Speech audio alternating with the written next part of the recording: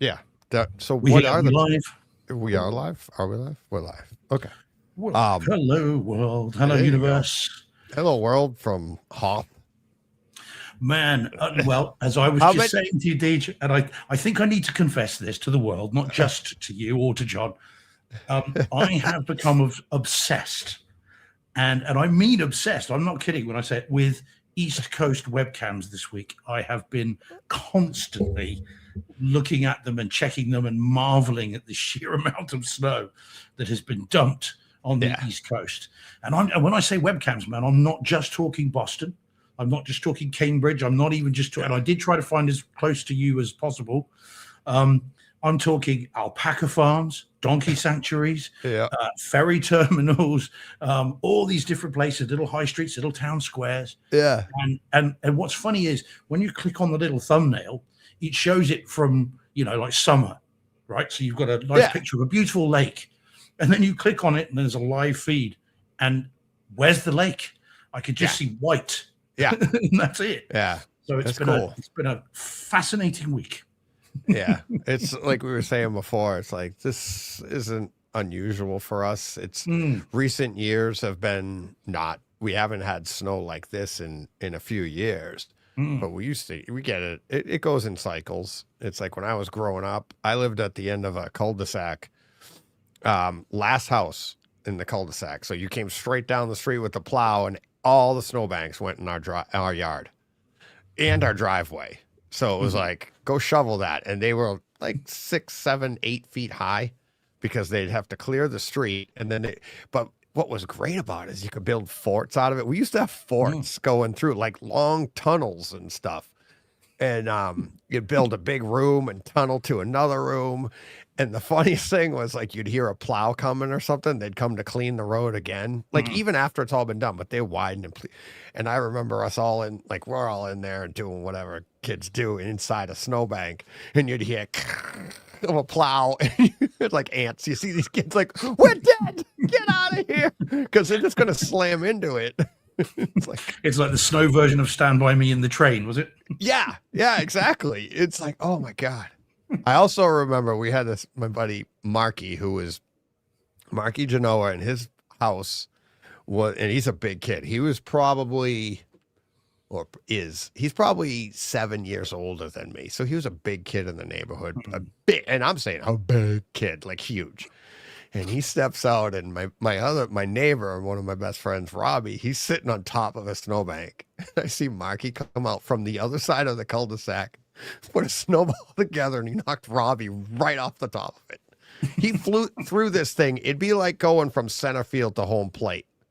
And he just nailed him right in the face, knocked him off the other side. And I saw it coming, and I kept my mouth shut because I wanted to see what would happen.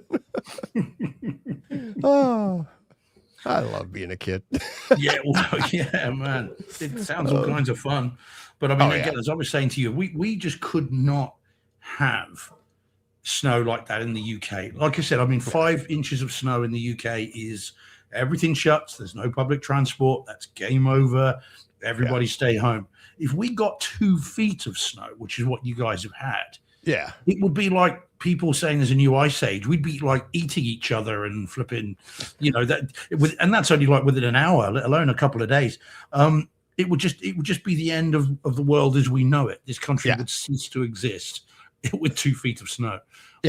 So it's incredible to see how kind of, and when I've been looking at these webcams, and as I said, I have been a lot, it's kind of business as usual. People go into work, they're driving, and there's people walking around, and the snow drifts like again, like you say, it's 7, 8 feet high, and there's people just going about their day.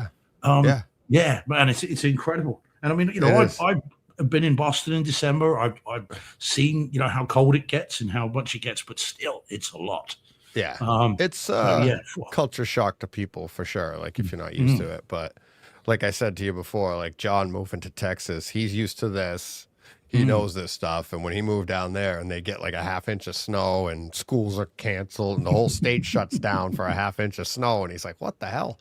But then they get rain down there that we have never seen up here, like incredible, like sideways rain. Like it's he's like, you wouldn't know how to deal with that. So it's it's what makes, that's what I like. Honestly, that's what I like about New England too, is I love the snow.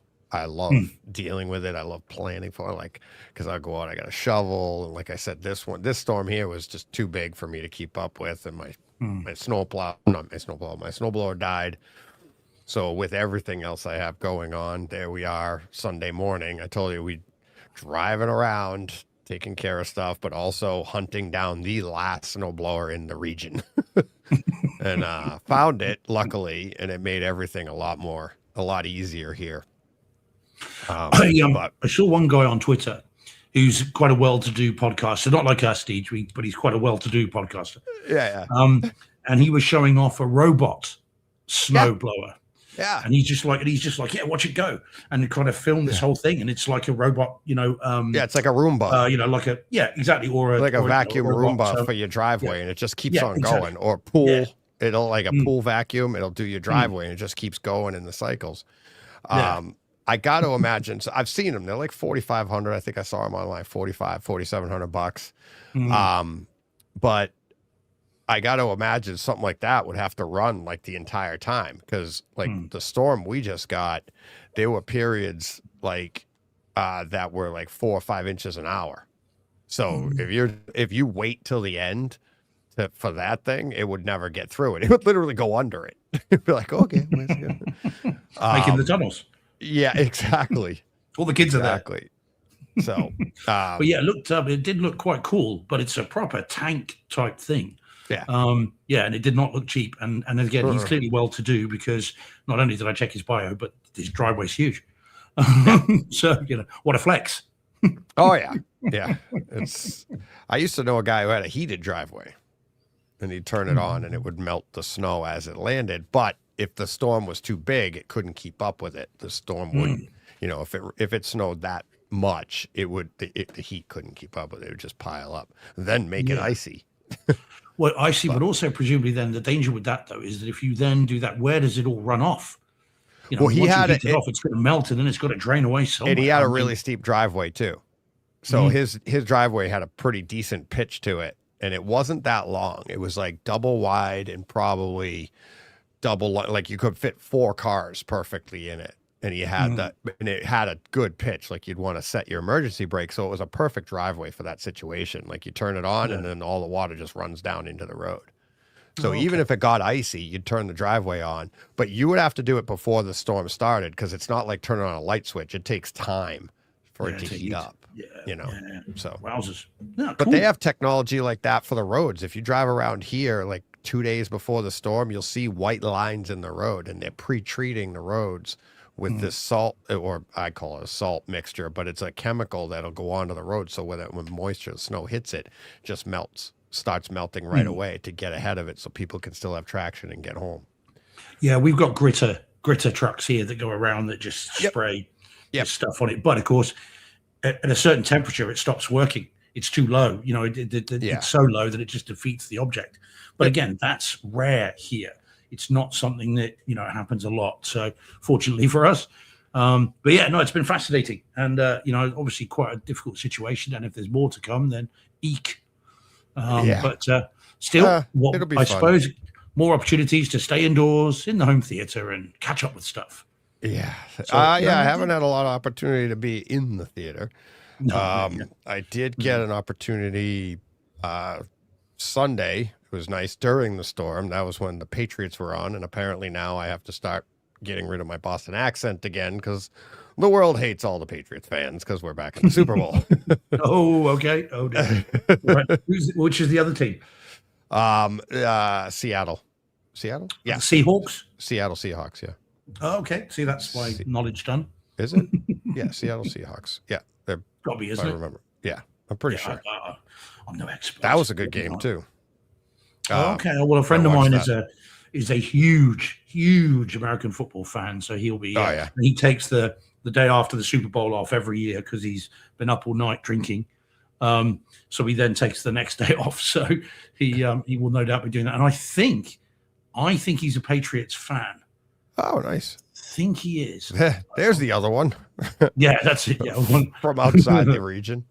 No, I did. I got messages from listeners saying congratulations and stuff, which was really cool because that is something we've talked about on the show. Like it's a brutal hatred, and I get it. You know, it's like the Patriots had such a run. If it was anybody else, I'd never hated anybody, but I get it. You're just like, oh my God, what a pain in the butt. You know, I get it. But yeah, when we first started, I was like, John, we can't have Boston accents because you'd see it. I heard people you'd see it on social medias and stuff. Oh, I hate and they wouldn't be talking sports. They'd be talking anything like him and I talking comics. And be like, I can't listen to those Patriots fans. They're jerks. Like, we're talking comics. Look, what the hell? Yeah, someone's hanging on far too tight. Yeah. Oh, yeah. Well, that's the nature of sports fans too, and I get it. You know, like Steve. Nobody around here hangs on too tight to product or certain product names or anything like that. It's like that's the nature of it. That's the best. That's the passion for it. Yeah, sure. True. But you don't have to hate one thing because someone likes something else. You know what I mean? I'm a big rugby fan, but I don't take delight in hating on other teams. Person. It's just not right. Yeah, or a person or a team or I don't go around kind of doing that. And I certainly wouldn't go putting that on social media or anything like that. No. I mean, some teams are more more favorites than others, but yeah, it does seem a touch much. Life's too short for all that. Yeah. Oh yeah, absolutely. So there we go. But it's all good. It's all good. Now, I do have one other quick question just before we start the show, Deej. Can I just ask you something that I've been meaning to ask you and John forever, because you are my guidance you're my cultural gurus when it comes to the US. So it occurred to me again this week, and I meant to ask you, right, when someone in the US says at the end of a summer, yeah. So when an American says to another American, "Did you have a good summer?" Yeah. Are they talking? Do people take like June, July, August off from work, or are they talking about 2 weeks vacation kind of thing? Well, that's what I'm confused. Yeah, it's more of like that's our again that gets to the weather. It probably stems from that, right? So we have all winter long, and then spring. To be honest with you, kind of is messy. At best, right? Because everything's thawing out. It's muddy. It's gross. It's this. It's that. And then in New England, it's like we're homebodies. It's Joe Rogan did a great bit on his stand-up. He's like, these are the most stubborn people on the planet. And he broke down our entire country, right? He said like East Coast, New England, especially, like these are the most stubborn people. Like no matter how bad it gets, nope, not leaving. And then you'd go a little bit further west, and these people were like, I'm out of there, but I'm only traveling this far, right? And then the other people, and the people in California are so laid back, the only thing stopped them was more water, right? Like I'll just keep going, right? He had a whole breakdown, but the New England part was dead on. Like we're stubborn, we're not going anywhere. So for us, it's like, when you put it in that context, like, how was your summer? Like, did you get out? Did you, because you have 4th of July, you have barbecues on the weekends, and it's like, maybe you don't vacation, but that's your time of year. Like, we all go to the Cape, we go hang out at the beach in the Cape. That's our vacation. So we wait for the weather to be nice. We do stuff with the family, and then it's back to school, back to business. Traffic patterns are different. I travel all the time around the state, so I notice these things. Once Memorial Day hits, traffic drops by 30% because at any given time, people are off. 30% of the population is off. Right after Labor Day, traffic goes back to normal. And that's the way it is around here. So it's like, it's a group mentality of the entire region that summer is like almost vacation time, even though you're working all the way through it. And it much to do with the weather, right? Because we're dealing with crap the rest of the year. Yeah, I mean, that's what I thought. It just was confusing because it was like, kind of cool. I've never thought of it until you asked the question, to be honest. Well, yeah, I heard it in the American office, but also it was in Young Sheldon this week, which is what triggered it again. And I need to ask, because it almost sounds like you haven't seen your work colleagues for like 2 months. And you're like, oh, how was your summer? And you're like, yeah, but you must have seen them on the Friday. And here we are on the Monday. Like, what's changed? Yeah. So I just was a bit confusing. Same people. Yeah, because there are countries like in Sweden, for instance, famously, and the reason I know this is because my speakers, going back to home theatre, my DLS flat box speakers are handmade in Sweden. And when we went to order them, which was in August, they were told, forget it, because Sweden takes August off August everything just shuts down for the month of August. Nothing is done. And so everyone takes that time, which again would make sense because, of course, it's very snowy the rest of the year again. And so they're like, you can't order anything in August. Nothing will come until September at the earliest. Right.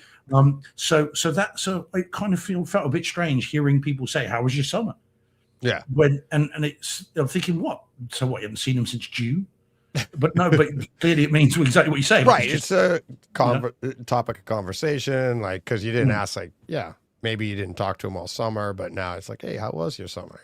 Yeah. But if you're in an office, you're seeing them all the time anyway. It just seemed, Oh, okay. Well, there you go. I'm glad that you've clarified that for me.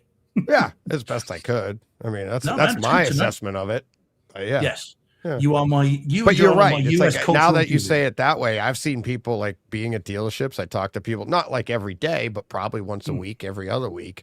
But then, like right after Labor Day, I'd run into somebody that I've seen all summer long at various times, and they'd be like, "So, how was your summer?" And that's exactly how it's asked. Like, "Oh yeah," and you just give them a quick assessment, or you say, "Good," and you walk on. Fine. Move it next. My favorite is when somebody goes, "Hi," and you go, "Good," and you keep on walking. You're so used to it, so dismissive. But that's good to know. There we go. That does clear that up. Then I'm very pleased. Thank you for that. Yeah, right, should we do the show? Should we start this? All right, let's get to it. Let's see where every week I look and look.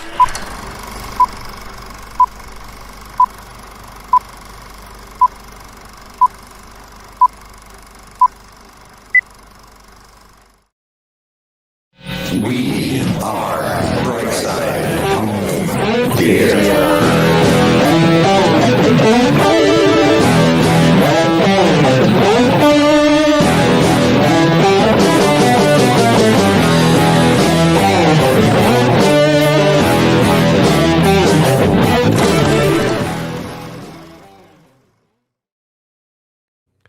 Hey, home theater nerds, welcome to Brightside Home Theater Podcast, the multi-award-winning and giving home theater podcast that's all about the experiences, the sights, the sounds, the multi-award-winning and giving scenes. There you go. Scenes. Nice. Yep. Yeah. Oh, keep back at it. I forgot like I told you, it's a topsy-turvy week. Everything's up in the air, crazy. I forgot today's Thursday. Oh, yeah, no, I know. Yes. Well, I did say to my boss this morning that this week has been a long year. That's great. So, yeah. And it has been. Yeah. I agree. I mean, for both of us for different reasons, but mine has been early starts, very late finishes, and then on and on and on. And I've been teaching and I've been doing the day job and then police stations. So if I've got very red eyes, it's because I'm absolutely shattered. Yeah. And it ain't over yet because I'm back work tomorrow, back in court, and then I'm on call all weekend as well. So no rest for the wicked, or indeed the allegedly wicked. So I'm absolutely shattered. So yeah, it's been a long week, and I know obviously for you, Deej, for different reasons, it's been a not just the weather. It's been a long one as well. Yeah, so, it's been a tough week. Yeah, now that we're in the show proper, it's like it has been a tough week. Literally, I mean, more tough for I won't get into everything, but more tough for Larissa and her family. So just to bring it up here, it's like seeing what they went through. It's like it was really hard. Didn't want to do this, but she deserves a shout out because what she did this week with her family was amazing. Yeah, best I could say. I think we need a little donkey, Deej. I think it's only the only thing. Oh my God, is a little donkey. It's so funny you say that. My phone was on camera because I took the last couple pictures, and what's it looking at the camera? I can't show you what it was seeing, but it's like, it was like the phone sitting right in front of it. It's looking at the donkey. When you said that, I looked down and there's a picture of a donkey on my phone. I was like, what the hell? I'm like, is he in the room? It's like, we need a donkey. Yeah. So I was going to say I'm omnipotent, but then I don't want you to think that, I'm struggling with anything else. Okay, well, let's say hi to everyone in the chat, and DJ. Yeah, let's hit the chat. I'm seeing if these So, pictures will load too. Go ahead. because we've got some new people in as well. So, but Dom's in. Well, first in, according to this. So, bonsoir, Dom. Hope you're doing okay, buddy. Old School Kung Fu Films is in as well. Good to see you again. And coming soon, Old School Kung Fu Films, hopefully in the next couple of weeks or so, is going to be a slew of cool stuff that you're going to want to tune in for. I'm hoping, because I don't know how old he is or she, but I'm hoping that they're a child of the 80s, because if they are, there's some cool stuff coming. Enough said about that. Steve Atson, hey Steve. Paul Hurt is in as well. Hey Paul, enjoying Wonder Man, which I haven't seen. Jordan was telling me about that earlier today. Not seen that yet. We've got someone called Steve George. Don't know who that is. John Mansour's in, watching, he says, on his X-Real 1 Pro glasses in real 3D. So if that's the case, if I do this, is he going to freak out? Oh my God, he's watching us in 3D. He is. Scary times. Times. We'll talk more about that in a minute, because I've been messing around. So if I keep doing this, does that mean he's got my ass in his face? Oh man! Now, when I did the that, audio only people are like, I got to tune in now. What the hell was on the screen? Straight to YouTube. Oh boy! Oh yeah, hey man, we're allowed. It's been a crazy week. We're allowed to go a bit crazy. We'll go a little mad sometimes. Exactly. All right, Jordan's in. Hey, Jordan, hey buddy. Holger is in. Hey Holger. Says Guten Abend zusammen. I think that means good evening, everyone. All right. Sure, I hope so. I'm probably saying it wrong. Apologies if I am. And then seeing some new people.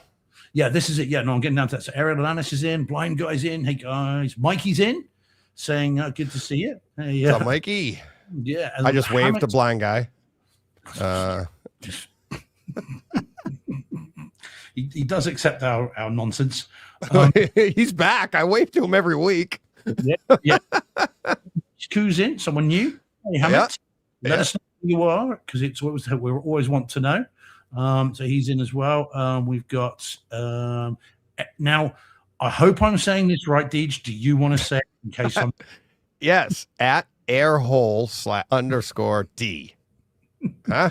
Hello. I'm so I have no problem. Yeah, good man. Captain AC3's in as well. Hey, Captain, my captain. Marcus Beeb's in. And Scruffy's Kingman's dropped in as well. So, nice. Yeah, we've got the gang all here. Plenty of new people, and look at those numbers already, Deej. Wow. Yeah, on a Thursday. Yeah, man. Yeah, cool. I mean, we have plenty of regulars still able to show up, and then getting the new people. It's actually, like we said last week, it's like stuff happened. Everything happens for a reason. And Hooks, Eminem. Jan Hoekstra, I think it is. Jan. Okay. Dropped in. Yeah. Yeah. There we go. From Montserrat. I think that's your 3D thing, Deej. Yeah, yep. Yeah, Paul Hurt with there's a mental image I didn't need. Or wanted, but didn't know it. Yeah, man. Yeah. There we go. See, I knew John. I remembered. He says, yes, John. Yeah. So good stuff. Plenty of people in, all very cool. And again, thanks for tuning in on an unusual evening for us. And I think, and just so everyone knows, next week back to Tuesday, Deej? Tuesday, yeah. Should be no problem next Tuesday. Okay. But we know we can change it if we need to. So Yep. Apparently, yes, we can. It's like people will, and that got me to actually thinking about that during the week. It's like, because we did get so many new people able to tune in that aren't able to tune in on Tuesdays.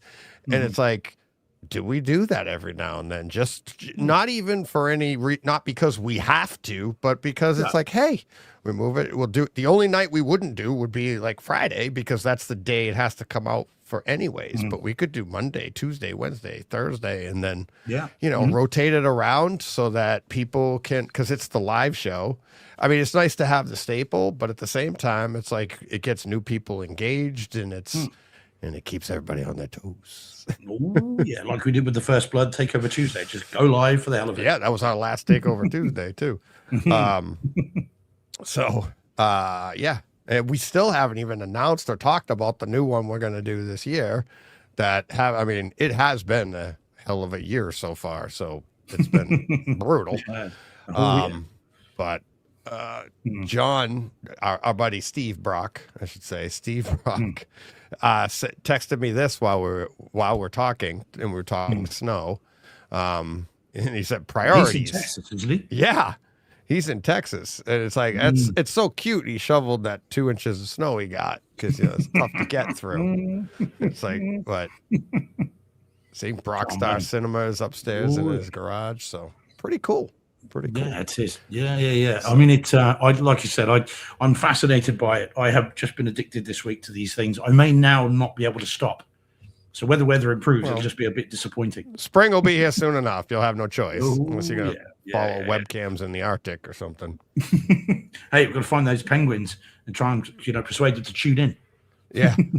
Oh, Nelson's in as well. Hey, Nelson. How you doing, buddy? There we go. Hey, Nelson. How you doing, buddy? So, yeah, very, very cool. But yeah, it has been a week. I've only added 3 to my list this week. However, I've had plenty from previous weeks. So luckily, I've been a bit saved by that, really. Otherwise, I would have been struggling for content a little bit. But I added one that you have. I was able to watch most of it, but I'd seen the whole movie before, the other version of it. So we could talk about that. And I do have one that I hadn't talked about, and I forgot all about it. It's like, oh, I wish I had more. And Larissa's like, maybe she was on her way out to work. I'm like, I wish I had more for today. I don't really have a lot. And she's like, oh, well, why don't you do something old? I was like, and she meant like an older movie I'd done. I was like, wait a minute, I do have something, and I thought of it. So I have another movie that I just hadn't, because it was Christmas time, so it's weeks and weeks old, but I do have a take on it and stuff. So okay, cool. Well, there we go. Well, so we are all ready to rock that in that case. All right. And did you get to do the Vietnam thing that we talked about last week? No. Probably for the best. Probably. For it's. I did look it up, but I wasn't able to take it in. I'm quite glad, to be fair. That's yeah. I'm interested. I do want to see it. It seems weirdly interesting, but we could save that one till if you think you might see it soon. Otherwise, I could just do it and then we can revisit it if you want to. That I just watched. You had it in here. I did. I know. I deleted it because I didn't think we were going to get to it. Sorry. Oh my God! You just took it out. I know. Literally just. Yeah. Like when I saw the thing behind you. Yeah. I thought, oh no! And then I was trying to find it, but that's from like middle of December. So having deleted it from the shared album, it's now gone completely. It's not even in the recently deleted thing now. So yeah, we'll have to use your picture. Sorry. Oh, okay. That's wicked funny. It's been there for ages, and I just thought, there's more interesting things to talk about. So thanks. I know. Well, no, I know. Compared to some of the others, anyway. Although it is worth talking about, but yeah. Oh yeah, there you go. Nice save. Nice save. No, I don't want to start with the one thing I have. I'm like, we'll start with some of your stuff, and then all right. Well, then let's do that one. Then. Well, actually, before you get to that, it's like John had mentioned that John Mensor had mentioned. Did you get a chance? 3D. Yes, 3D. Yes, did you get a chance? Yes, I did indeed. Not only that, so we talked last week about it. So the X-Real ones, the X-Real Pros, and the X-Real XS, I think it is. So these are the AR glasses, of course, or XR glasses, whatever they're being called. And they've just been updated. So they've had an over-the-air update to then it will do a real 3D conversion to anything. And real 3D being the brand name. Yeah. So I downloaded it straight away last week on Wednesday morning. And I've been playing with it a little bit off and on this week. Now, I have to confession alert, of course, I'm not the biggest fan of 3D. Anyone that's a long-term viewer or listener will know that because it's just not been. It's something that I'm glad we've kind of left behind, and a decently authored 4K disc is just better, just better, and almost as three-dimensional. So I downloaded this, and as I said last week, the first thing I put on, literally, and I was actually at court. I got to court really early. It's like 7 a.m. and I was in the advocate's room. There's no one else around, and I downloaded this thing, and I watched Avatar, and it's good, I then went on to Avatar, then The Way of Water. Then I sort of upmixed some like photos and videos and stuff. It is very 3D. It looks okay, but I'm encountering the same problems with that I've encountered with other 3D. So there are issues because of course this is being post-converted. So the chip, the X1 chip or M1 chip, whatever it is in the glasses, is post-converting it. So it's taking a 2D image and making it 3D. This is not 3D to 3D. It's right. Literally 2D to 3D. And it does struggle with some of that stuff. And so there are kind of weird parallax things going on in the background. I watched a bit of Avengers Endgame, and you've got so Iron Man's chest plate is like out here and his head is right back here. Oh, so God. It looks kind of weird and hokey and strange. So it was fun as a gimmick, but I quickly kind of thought, I'm not really sure I want to do this. However, so I haven't watched anything in 3D for a number of days, but I've been using my glasses a lot this week. However, earlier today, Ralph, I don't know what his surname is. He's the marketing director for XReal. Okay. Oh, okay. And he follows me on Twitter, as does XReal themselves. And he put up a tweet earlier to say that have you heard of this Rise of the Resistance POV experience from Galaxy's Edge on Disney Plus? Mm-hmm. So it's like the ride basically, and it's the POV of it. And he said, try that in XReal 3D. Give that a go, or Real 3D. So I did that earlier, and it's like a 13-minute clip put into 3D, and that was actually quite cool. I must admit, it does feel like you are there, and because it's moving the way it is, you don't get so many problems with the parallax stuff. Yeah, and that was quite fun. It felt like I was there with the spatial audio, and the glasses on. It genuinely felt, I've been on this ride, and in fact, I felt a couple of times like I was moving. Like the thing was actually going. So that was quite cool. So it gives you the full immersion to the point that you're feeling it. Like I'm not, but I feel like I am. That's exactly. Cool. Yeah, felt the motion. So it's good. I mean, it's going to put Disney out of business. Why go when you could just put the glasses on now? It's a lot cheaper. Yeah. I mean, what I did is I thought I'd get the full experience. I took £500 out of my wallet and just put it down the drain, just paid that for a soda. So it's a good gimmick. It's nice to have it. And of course it's free. Yeah. So you don't have to pay for this. And bear in mind, these glasses now, I've had them nearly a year. So it's quite cool to get such a big feature for nothing. And so I can't complain about it. I can't say, I'm not happy with it, because it's an extra feature and it's free. So, it may be as time goes on, or when I'm shooting, family videos, that kind of thing, put those in 3D. That's quite fun. It's like you're back, there again. It's like you're there. But for 2D to 3D bigger movies, certainly anything complicated, they do struggle with it. And there's, you get kind of strange banding and you get that kind of stuff. But, it's fun to have. I wouldn't, I'm not going to say no to it. So exactly. It's okay. It's just not, for me, it's not life-changing, and it's certainly not something that I'll use a lot, even though you can do it, which I have done. When one button, it's 3D, another button, 2D, you can do all that back and forth, which is quite fun. But, but there we go. I see Steve Hatt saying then, waiting for the Fifth Element in 3D. Wait on. Yeah. You didn't try from my point of view. It didn't try out. No. Yeah. And I see, I think so. Nelson says, he did the XReal 1 Pro update. Not too impressed. Yeah, and I get that, Nelson. I'm not sure I disagree with you on that at all. It's okay, but again, look, if I'd just paid $400 for glasses doing 3D, I'd be disappointed. But for a free extra feature, game on. You can't complain at that. XReal could easily have said, look, $10. And then you can upgrade. And I would have paid that, because $10, fine. If it's a cash grab, they could do that. But nope, absolutely free, no problem at all. John says, John Mensar Texan said, the Real 3D on XReal 1 Pro is incredible. Every bit is bright, vibrant, and clear. Oh, yeah. But there are some motion problems, but looks much more 3D than any of my 3D TVs with 3D Blu-ray zero ghosting. So... That's completely fair. I get, John, again, I hear that too. And I would agree as well. It does look good, but just not the movement stuff just kind of irritates after a while, and the more complicated the stuff. If you watch The Way of Water and the underwater stuff, there are all kinds of issues with that. It's struggling massively with what to put near, middle, and far. Yeah. So yeah, it's good. Well, I have to imagine it's like where everything is CGI, and I know it's a 3D movie, but it's CGI. So when you're doing that, especially in a 3D CGI movie, you're rendering these things in a way that they can be made 3D, that in a up-converted 3D scenario, it's going to go all sorts of wonky. Like you said, like the chest plate's way out here, and it's like, it's not supposed to be, but it's also not, that image isn't supposed to be made to 3D. So the processing is saying, wow, that looks like it's really far out. So it's going to enhance that, whereas it's just meant for our eyes to see it because they're rendering this stuff. You know, it's not reality.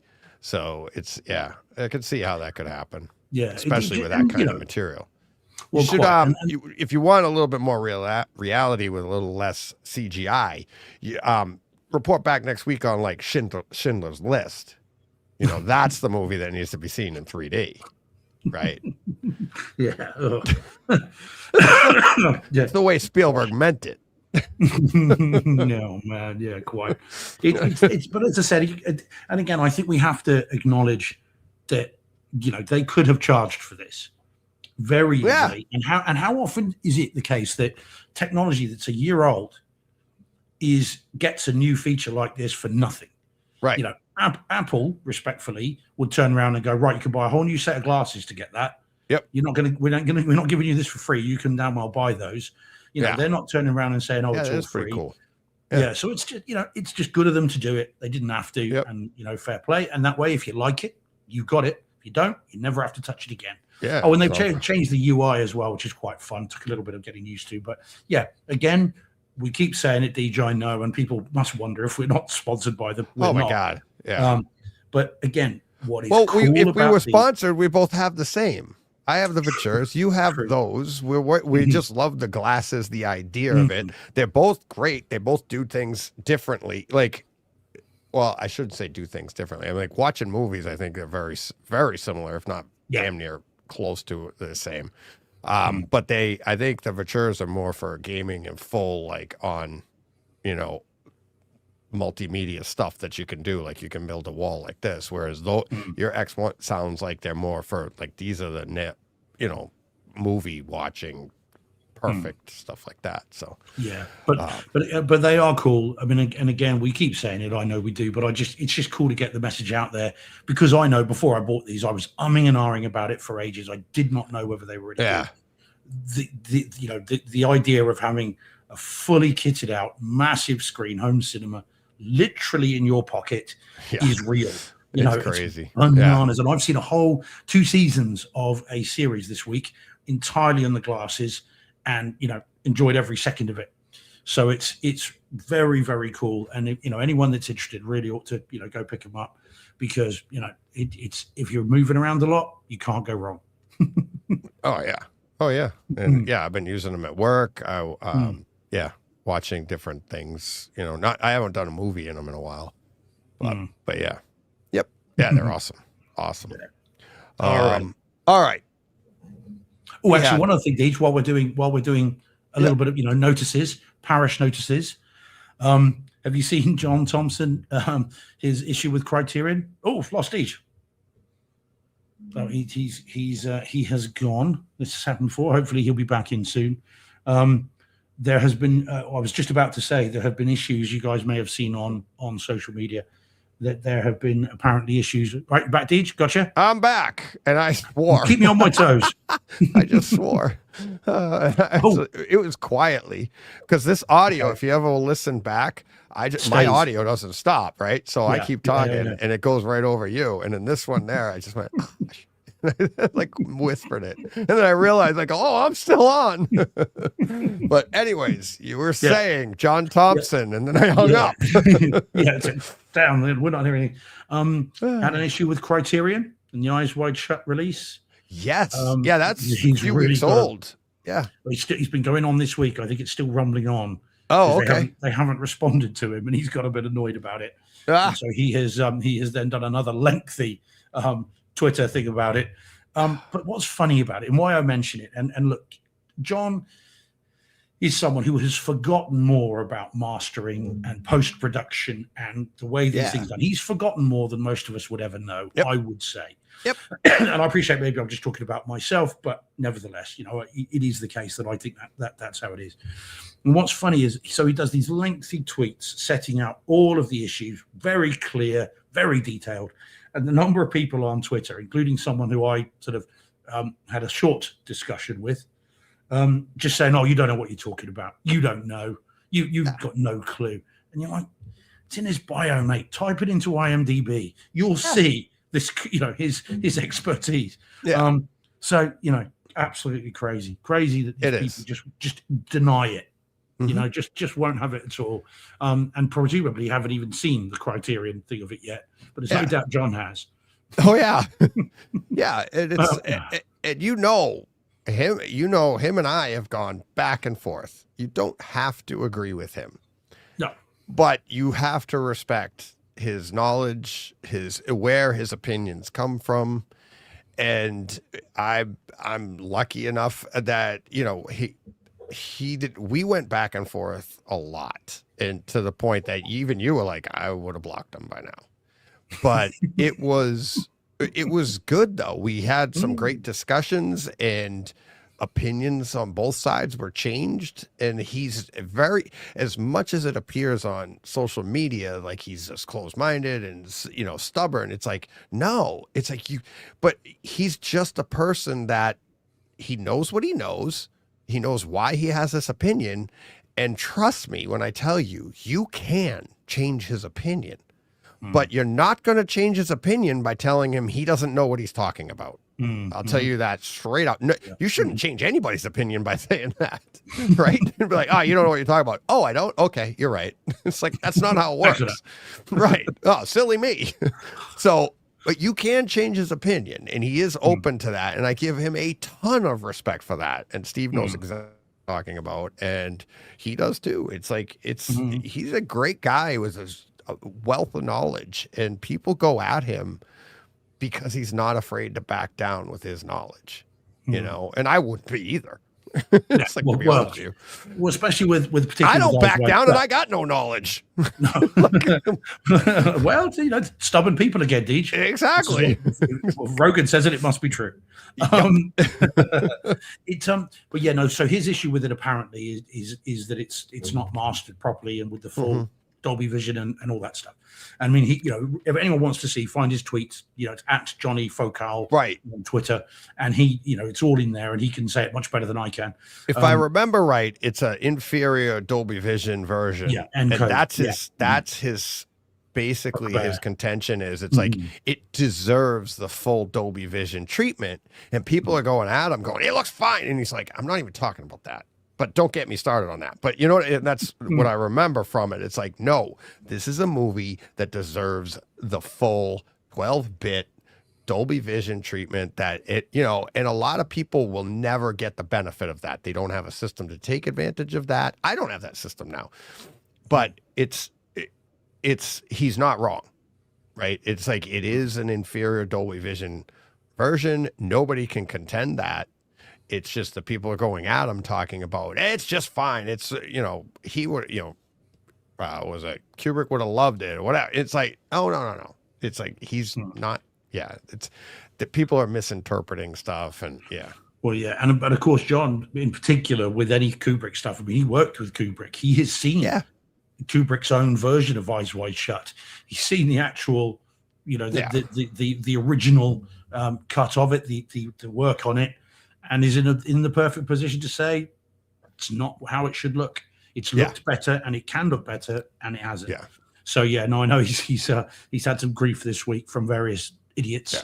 Yeah. But there it is. So I don't know. I don't understand why people would do that. Again, he's beyond reproach in terms of his experience. But at the same time, it's like, if you want to learn, go ahead, push back. But pay attention to your answers that are coming back at you, right? That's what I've done. That's what I did with them.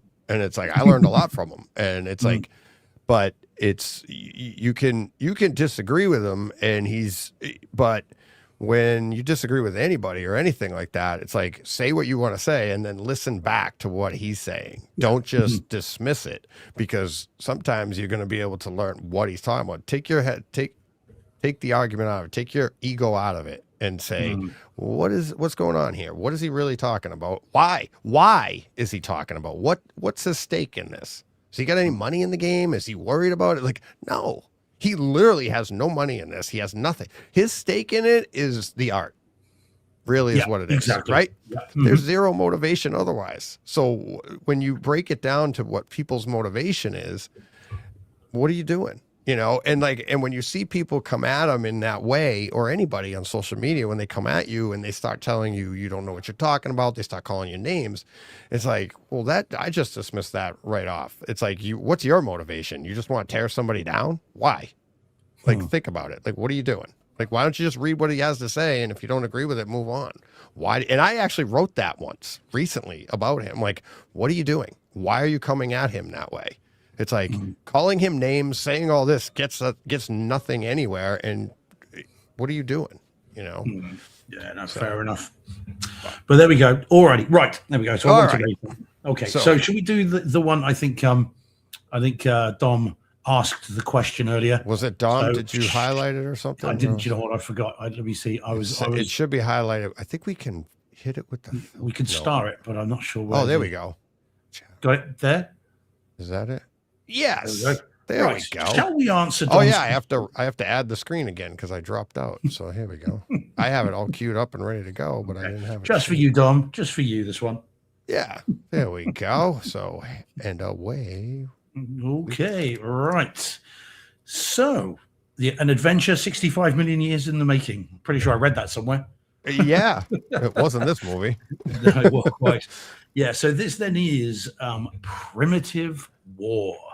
A movie that is only on Blu-ray, 1080p, DTS HD 5.1. Although, even as we speak, Jordan is furiously typing that in the US there is a 4K version of it, either out or coming soon. Okay, but it's not out over here.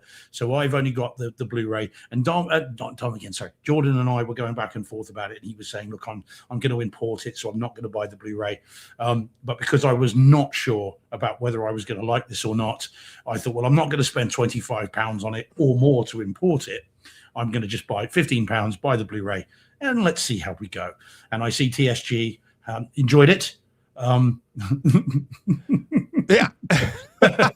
So that's a sort of maybe from TSG. So he says, God, I hated this. So hadn't seen it, had seen I think a short amount of the trailer. I didn't turn it off because I didn't like the trailer. I think I just had only watched a bit of it and then got distracted and then never went back to it. But the premise is intriguing, and I think that image, which is what is on the box art as well, is interesting. So story goes. We're in Vietnam, Deej. Okay, we're in Nam. And what's happened is we're in Nam. Yeah, there you go. That's my best. Was that your best American accent? My best bad American accent. We're in Nam. We're in Nam. We're in Nam. God damn it. God. I shouldn't feel bad about doing a British accent. Hey, man, yeah, go for it, man. I'm still waiting for that. No, keep waiting. Yeah, it's over there with The Fifth Element. The thing is, if I say Nam, it all sounds a bit posh. Yeah. So we're in that conflict. Which is exactly what Nam isn't. Nam. Exactly. There you go. God. So Vietnam. So we're there, and a special recon patrol. Okay. Is sent in to stop me if you've heard this, by the way. A recon patrol is sent in to find what happened to some Green Berets who've gone missing in this particular jungle. Okay, well, it was Costa Rica before, but okay. Quite. They obviously they were all over the place. These parks. So I was referring to Predator. Costa Rica? It was Mexico. It was shot in. I thought that, like in the movie, they had to go down to Costa find Rica? out what happened to them. They had Schwarzenegger's group go in to, I thought it was Costa Rica or somewhere in Central America. Central America. Central America, something, but to see what happened to these. Yes, there you go. Yeah, Right. absolutely. Same thing. There you go. There you go. Yeah. So that's it. Yeah. So some Green Berets have gone missing. We've got our recon unit that are sent in to try and find out what happened to them. And wouldn't you know it, Deej, they go into this jungle area, and it turns out in this area there are dinosaurs. Yeah. Because why not? Because I mean, yeah, with everything going on nowadays, of course. It makes sense, doesn't it? Really, Yep. less surprising than the day-to-day. Yeah. But having said that, now it's not though an original premise, because we've already had Vietnam era soldiers against creatures. It was called Kong Skull Island. Yep. So it's not actually that original. But anyway, here we are. So that's the story. In they go. There's dinosaurs. Things ensue, and it's a 2-hour and 15-minute movie. This is not an 85-minute. Indeed, you'd think this would be 85-minute. Well, I'm sure they wanted to flesh out the backstory on each character too, right? Each dinosaur.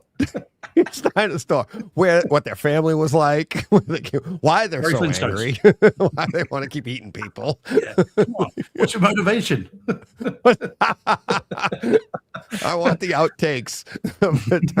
What's my motivation on this one? Yeah, why have I got such small hands? Tired of eating a Vietnamese? You want to try an American? I don't know. Half an hour later, I want something else. So, did you ever hear Daniel Tosh? No. A comedian. He did that. Now he's one of those comedians that like he'll go anywhere, and he went through. He's like, but he wasn't talking about dinosaurs. He was saying like cannibalism, and he went through every race. And he did all the different, like, he had a joke for every race. And then he got to, and he's white. And he gets to white people. He goes, white people. No, you don't eat white people. He stopped right there. It's great. And then he made fun of the audience. He's like all the white people in the audience, like, don't do that to us. No, we were waiting for the punchline. Don't do that to us. To us too. Yeah, we want to be joined in. It's great. But anyways, go ahead. Back to dinosaurs eating people. Dinosaurs eating people. So 2 hours and 15 minutes long. This should be right back in another universe. This is a canon release from 1987, and it's 80 minutes long, and it's the schlockiest movie ever, but not this one. Now, what's interesting about this, and what I kept going through my head as I was watching this is 2.25 hours long. The entire film cost apparently $7 million, right? Ugh. Now, what that says to me is, before I had seen it, you're thinking, okay, well, that'll be a Jaws style. You'll see the foot of the T-Rex, and then you'll see a tooth, and then you'll see an eye, and in the last 2 minutes, you'll see the T-Rex in its entirety, and it'll look awful. Be a clip from Jurassic Park. Yeah, that's it. You got the when dinosaurs ruled the earth thing coming down. Great. Yeah. Well, there's you can see Ian Malcolm in the foreground. Repurposed. Yeah. Someone's just holding up a TV running behind them. So that's what you'd expect. But this movie does not do that. Now the film thinks it's Platoon meets Jurassic Park, right? And it does have I know, and it does have some delusions of grandeur, and it does try to kind of give you war movie and dino two of the best movies of their genres. Yeah. This is neither of those. Right. So, but what did strike me is the dinosaurs are throughout, right? And when I say throughout, and we're talking in broad daylight, at night, they're not. They don't shy away from showing them. And it's fair to say, sometimes the budget limitations really do show, but other times they don't. And it's a minor miracle for me that this movie looks as good as it does for that kind of money. It's incredible what they got out for their money. It really is. Now, having said that, everyone in this thinks they're in, again, Platoon. All the actors in this are taking this deadly seriously. There's no comic relief in this. There are no sidekicks. There's no messing about. Everyone has come to this thinking we are making art. Yeah. And there's some humor in that because they really do. So overall, There's a lot of humor in bananas. ignorance. Yeah, well, indeed. I mean, and the whole thing is shot in Australia, by the way, as well. It's all shot in like Queensland in Australia, so doubling for Vietnam or Nam. Nam. So it's how to describe it. It's an interesting film. I was never bored. It's ridiculous in every way. And this is what I was saying to you after the show last week. I mean, your dad would look at this and just be like, no. But I'd just be curious to see what he makes of the war stuff, which does try to go. Or he'd look at me and go, I can't believe it leaked out. Look, we were sworn to secrecy. Yeah. that would fair play to him if he did. That'd be amazing. How cool would that be? Even just to wind you up. Yeah, exactly. So it's bananas. It's bonkers. It is rubbish, really. I mean, it is, but it's entertaining rubbish. And I was never ever bored. So in terms of the film, it's okay. It's not great, but it's not bad. Now, the home theater experience. Now, again, having told you some of this stuff does look good. Now, it's again 1080p, but it's 185, fills the screen. Nice. There is stuff at night. It all looks inky black. There's not a lot of crush. There's not a lot of grays. It looks good. The daytime stuff, some of it looks like the BBC's Walking with Dinosaurs. I mean, for good and bad in terms of the CG, but it looks bright and it looks okay and it's detailed. And the audio is pretty good. We've got lots of storms and thunder and lightning, and we've got rain lashing around. And so up next to Neural X, it sounds okay. It's not, again, it's not the be all end all, but you could do worse. And I certainly, and I get what TSG says, and I understand why he would have hated it. I get that. But I didn't. I thought it was okay. And it is in the collection. It's already on the shelf. It's not in Midway Hell. It is on the shelf. And I'd be curious to see what you make of it, Deej. And again, you could easily go TSG, this was dreadful. Yeah. Or you might be like, well, in fairness, they've got a lot for their money here, and it was written and directed by the same person, this Sharp, Alex Sharp or something like that. Who so obviously this is a labor of love. He's obviously spent a lot of time on this, and he produced it, and his wife produced it, and all this stuff. But it's a minor miracle what they've put on screen for that kind of money. And I think that deserves credit, if nothing else, because it's bonkers what they've done with this. So, So, give it a go. Give it a go, I say. Yeah. Yeah. I looked it up. I believe I can get it on Amazon or something like that. It's It's rentable. I was going to try to get it in this week.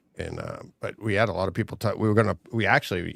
You and I were talking about it earlier, maybe pushing it a week so I could take it in, but people are asking. So everything you're saying, Steve, is all right there on the picture, right? Yeah. It's like you go into this thing looking for anything more than what you're describing. What are you doing? It's like it's right there in the title and the image. It's like you got a T-Rex behind some,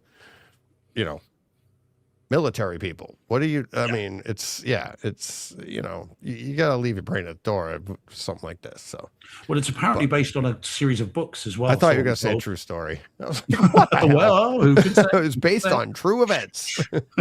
Inspired by true events. Yeah, billions of years ago, but what? Maybe millions. Poor old TSG. I understand his pain a bit more. So he said, I imported the 4K disc. TSG. There you go. Yeah, but I did sell it on eBay and made my money back. So there you go. So he passed on the pain to some other poor schmo. Yeah, exactly. But there we go. Like I said, you could do worse. And I would like to know what you think of it, Deej. And Dom, don't import it, buddy. You can get the Blu-ray, do that, or rent it. And again, let me know what you think about it. It's one of those films. It certainly is one. I mean, it's one that could be watched and discussed, Deej, as it's been watched. There'd be lots to say about it, that's for sure. Yeah. Oh, yeah. Let's see. Where are we here? There we go. Right. Boom. Boom. My screens just went down here, but that's okay. All right. Which would you like next? So you could do another one here. Okay, well, let's change gears quite a bit then and do one that's very recent. Can we do the most recent one, bottom left? Yeah, I really want to talk about that one. All right. Yeah. I'm curious to see what you make of this one as well. Yeah. Let's see. No, it's one of John's favorites. Yeah. Okay, so this then is Cinderella Man from 2003, I want to say. Yeah, it's been a while. Yeah, let me double check. I don't want to get it wrong. It might be 2005 now that I think about it. It's 2005. There we go. Yeah, 2005. There it is. So this is a disc that I imported from the US. And it's a universal disc that's been given the 4K treatment. Yep. So now, because it's universal, and in fairness to them, they have given us 4K HDR, all that good stuff, and a new Dolby Atmos track as well. So that was what really made me snap this up. And I happen to love the movie. As I said, I think it's one of John's favorites. Have you? Yeah. I'm sure you've seen it, Deej. How many times have you seen it? Oh God, I saw it a bunch way back when. I haven't seen it forever. I have it on Kaleidoscape. In 4K? 4K, Dolby Vision, Dolby Atmos. Oh, nice. Let me see when I'm trying to. Yeah, it's got to be quite recently, I would have thought. Trying to see when it dropped. Here, it's not too recent because I'm scrolling back to it might have been September, October. Dolby, maybe. Yeah, because John has he's one who bought this, and he's careful about the discs he buys, and he has purchased. Oh, as I'm scrolling, we do have Anaconda. That came out a few weeks ago. I meant to tell you, Dolby Vision, Dolby Atmos, Anaconda. As long as it's not expensive, it would be worth watching. Let me click on it. See what I didn't buy it yet, but I was gonna buy it. Watch it. $14, $15. That's not bad for that. That's worth doing. All right. Well, while you're looking to see when this dropped on Kaleidoscape, I thought it was September, October it hit in the US. Yeah, I don't know if I could find. Let me see if you all. I could gauge by what's around it. Let's see. Yeah. Okay. Yeah. Oh, so Steve At says 16th of September. Sorry, it came out on 4K disc in the US. So it'll have been around that time. Okay. So you've seen it a bunch. I've seen it loads of times, but haven't seen it for a long time. And I've got the Blu-ray, but once I knew this was out, I thought, you know what? I was getting some other discs as well, and I thought, well, I'll get this at the same time. Yeah. And as a movie, I loved it then, and I love it more now, having seen it in this version. We talk about how our home theaters enhance the movie. Yeah. Watching this in this format and in this way made me fall in love with the film all over again. And I had an absolute blast rewatching this, and it's very moving. I find it actually, very, very moving at times, especially the Depression era stuff. And the father providing for the kids and the family dynamics of it, and the father promising the son, I won't send you away, and get sent away, and him trying to come to terms with that. I find that really, really moving and emotional and riveting. And so, as I said, I love this film even more now, watching it all this time. Now, it's directed by Ron Howard. Yep. Who knows how to make a movie. He's had a couple of fairly successful movies here, mildly successful movies here. Yeah, knows his way around a camera. Small career. He's making a living, getting by. Scraping by. Scraping by. Good for him. But you like to see those artists plugging away. Yeah, man. See, the little people. You want the little guys to do well. Exactly. And so, hey, Valdi. Yeah, man. Hey. Thumbs up. There we go. 2 thumbs up to Ron Howard. There we go. Yeah. So really enjoyed the film. Now, I'm pleased to say, so the video has definitely been given some upgrades, and there has been some tinkering done. Now, I didn't AB it with the Blu-ray, but I have seen this film so many times that I don't believe I needed to.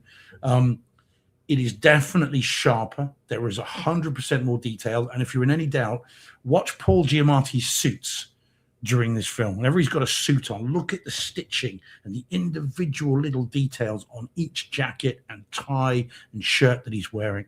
And the brickwork and the production design has just been made for 4K, even though they didn't have 4K when they made this.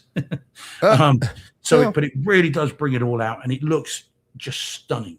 Shot on film though, right? Would have been back in 2005. Yeah. I doubt he shot it digitally. Sith, Ron Howard shoot this digitally? Well, Revenge of the Sith, of course, was digital that year, and that had been all digital. But I doubt he would have had hold of that at that point. No, exactly. But you wouldn't know. You don't get. There's not a lot of obvious grain. There's not any particular softness. It looks, I'm sure, exactly how it's supposed to look. But again, so it looks fantastic. It's by far the best it's ever looked. But the reason to buy it, not just because it's a very, very good film, is the audio. Now, we've talked in the past about how Ron Howard, and of course he's talked about making mixes for home theater fans. Yeah. And whenever I watch a Ron Howard film, I've got that in the back of my mind. And so, of course, Apollo 13, fantastic in 4K. Yeah. Rush, which we talked about last year, which was in, fantastic sounding movie. And then we get this, and it is clearly a new Dolby Atmos mix, there's no doubt. And it, at times, when it needs to, this sounds phenomenal. And there is both subtle things and very obvious things. Now, subtly, what I'll say is something that I'd never noticed before.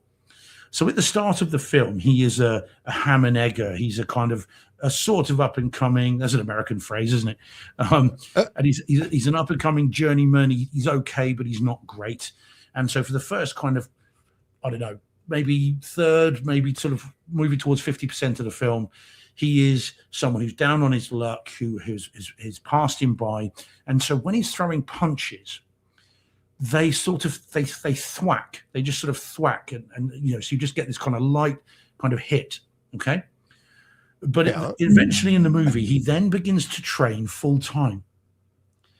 And listen to the sound of the punches and how they change when he begins to then train full time. They change in pitch, Deej. So they sound heavier with more force because, of course, he's now a professional boxer. And there is an audible difference between when he's, as I say, past it to when he's now training full time. And you listen to the punches, they change from that point on. It was amazing. I thought, am I hearing something? But no. Went back, watched it again. Oh, yeah, there is definitely a change. So that's the subtle stuff. But in terms of the kind of the showy things, which for us is awesome, is as soon as there are the big fights, and there are a number of them, but there's obviously the big fight at the end. Surprise, surprise, it's a boxing movie. Listen to the crowd. Now, we had Rocky IV not that long ago, which was remastered. That was a thing. And so we've had that, and we've had other boxing movies released in 4K. And so there's things to compare it to. But nothing sounds like the audio in this. The crowd noise rolls around the room, forward and backwards, right around the room. It's like waves of sound, like sonic waves. You can hear the murmur of the audience come from the back to the front to the back. And it feels like you're in this real environment. The Atmos is awesome on it because it just pushes the sound into every corner and then lets it move around the room. It, like I say, sonic waves, not as in sound waves, as in literal moving waves of audience members. It's fantastic for an older movie, for this sort of film. It's very, very good indeed. Highly recommended. As I said, I was going to ask you about the crowds because I do remember that it being like, can they do anything of that? And would they? Because this movie, it's like, it's more than that. So, I didn't want it to feel like hokey or overdone or anything like that. So that's good to hear. It just moves around the room like some sort of animal. It's great. And again, all the way through this, I've got in my mind Ron Howard. It's home theater.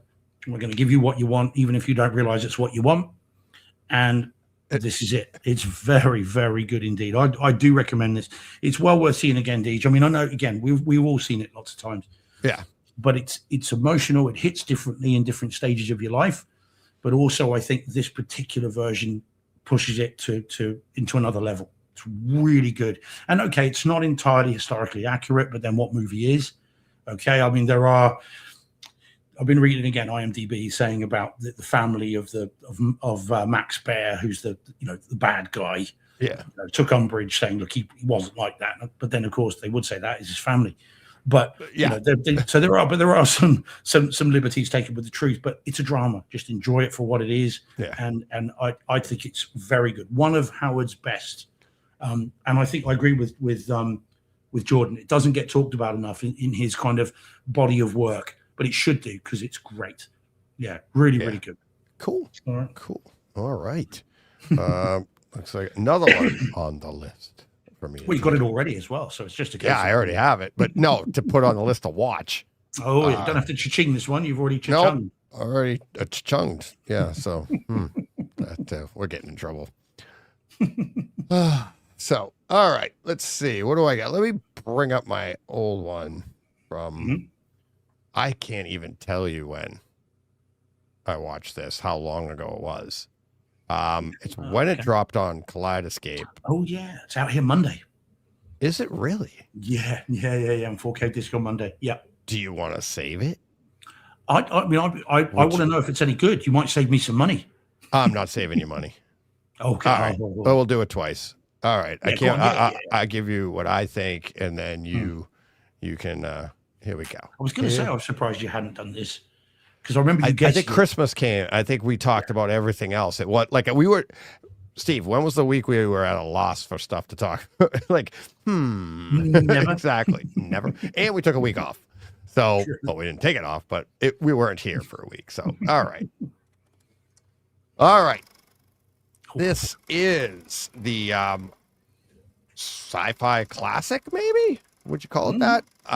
From, 2002, Steven Spielberg's Minority Report.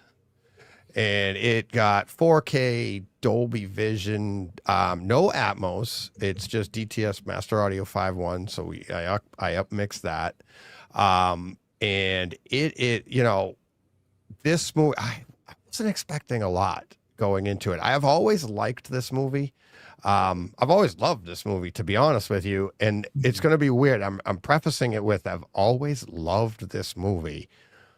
And then every time an iteration would come out, I'd be like, okay. And then like get comfortable. And it's not it's just be like, I know the movie. Once you like the first viewing of Minority Report, it's fascinating.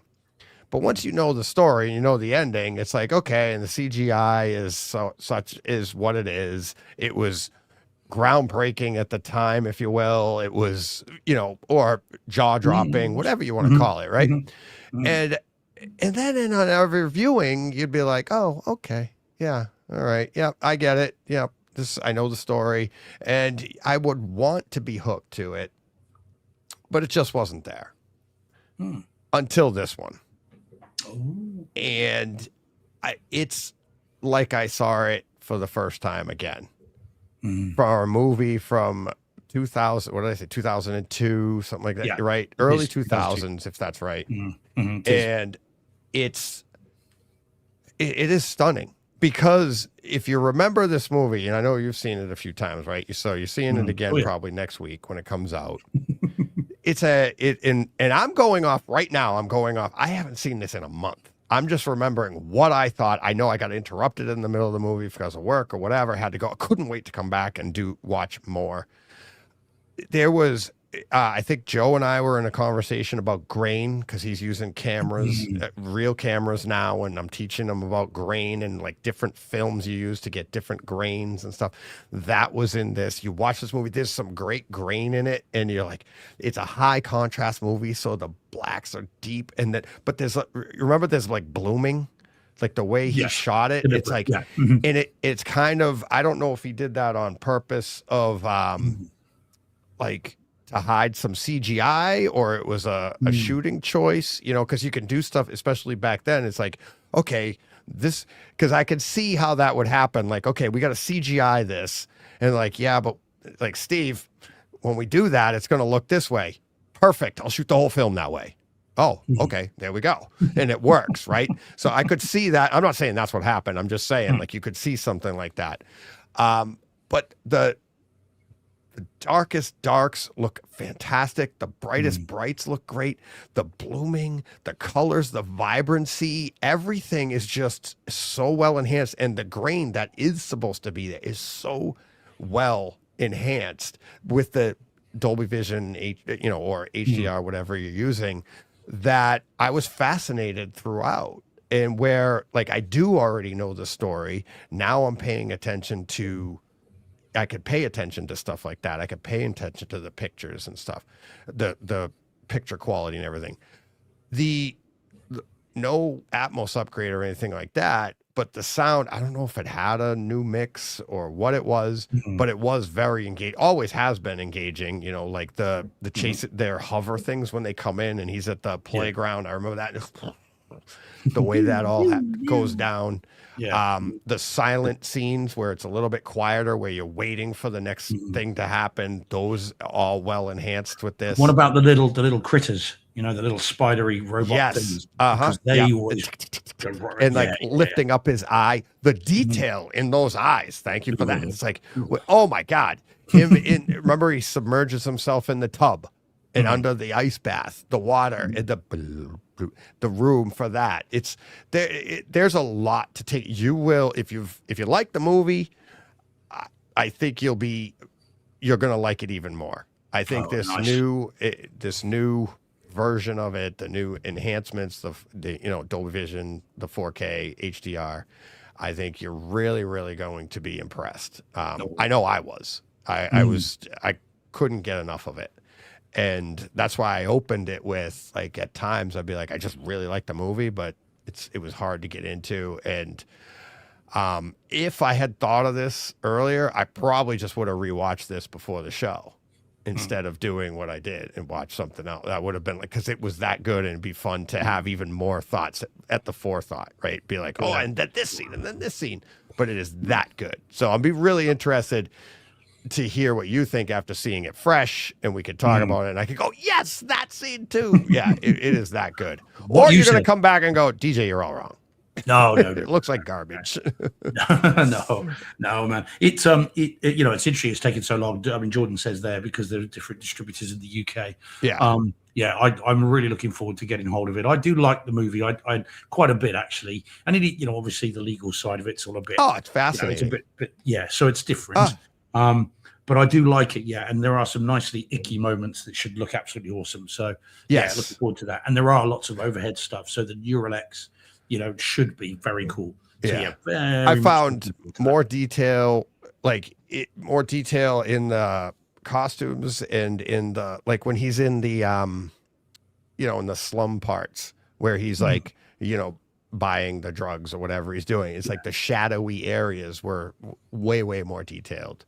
Right. Oh, nice. And that, and then some of the people that are in it that you forget that were in this movie, that it just, I thought I was like, oh my God. Oh, and I can't even off the top. I just know I was thinking that. I can't think of who they were right now, but I was just like, oh my God, he's in this movie, and he's in this movie. Colin Farrell's in it, and you've got Peter exactly. Stormare's in it, and people like that. Yeah. No, and I love Colin Farrell, and when he came out, he's like the bad guy, quote unquote, the perceived bad guy, but but not. It's looking forward to this. This will be. I mean, I've got hopefully 4 other discs arriving on Monday from the US, from Canada. But this will be certainly top of the list. The other one that's out here on Monday is Dogma, the 4K Kevin Smith film Dogma is coming out. Wow. So I'm really looking forward to seeing that. Again. I love that. I've got the Blu-ray. Guy imported it. It's never been released here on Blu-ray. So to then see a new 4K version, that movie. That's going to be fun. Yeah, I just saw a Matt Damon AI thing they did with him talking about what happened to Loki in Dogma. I saw that. Did you see it? Wasn't that great? And he's like, and it's a young Matt Damon, and he's like, well, he became Loki in because he played Loki. Matt Damon's person played Loki in the Thor series, right?